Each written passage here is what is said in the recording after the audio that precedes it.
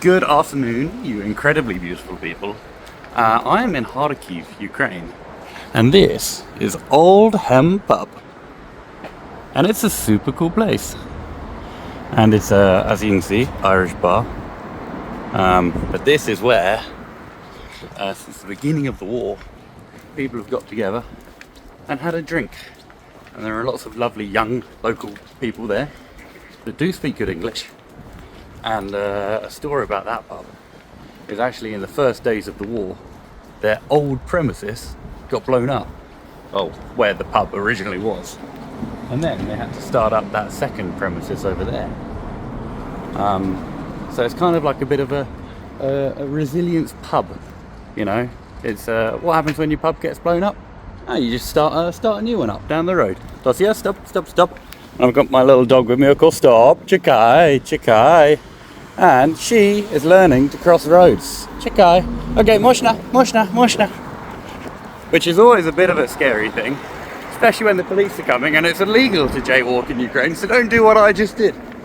Of course, lovely grassy spots over the entire city of Kharkiv. And one thing you will notice is the amount of bins here. There's a bin in pretty much every corner of every street in this entire city, which means you won't spot a single piece of litter, not even one grain of plastic or a cigarette butt or anything. The people of Kharkiv are so incredibly proud of their city that they just couldn't even imagine for a second ever leaving any trash anywhere. But I'm filming this today for you guys because I just wanted to bring a little bit more positivity to the internet. And I've been trying to figure out how to do that lately, because every single day there's been such devastating news of loads of Ukrainians dying and major cities getting bombed, even smaller cities getting bombed. But it's just death, destruction. And yes, of course, it's important to report on every single case of that. But I understand, just like you all, everyone's getting a bit fucking depressed. And I need to therefore just show a bit of the positivity of Ukraine. I mean, look at this beautiful fucking sunshine. And we're outside History Museum at the moment. Or I think it's War Museum. Anyway, they've got tanks and stuff outside. Really old Soviet tanks.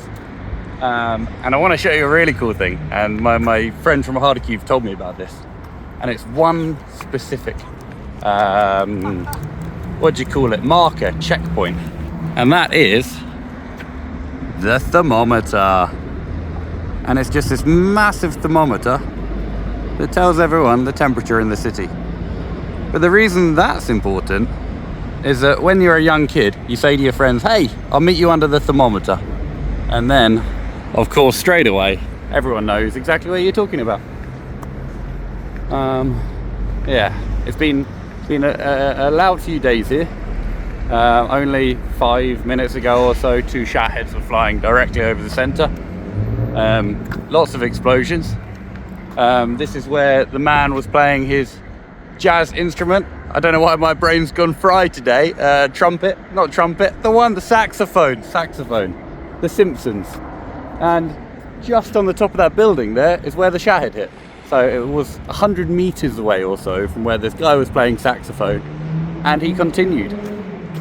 And yeah, the people of Kharkiv are just like that. It's just unbelievable how, you know, they can have missiles and Shaheds exploding meters away from them, and they're still like back to life.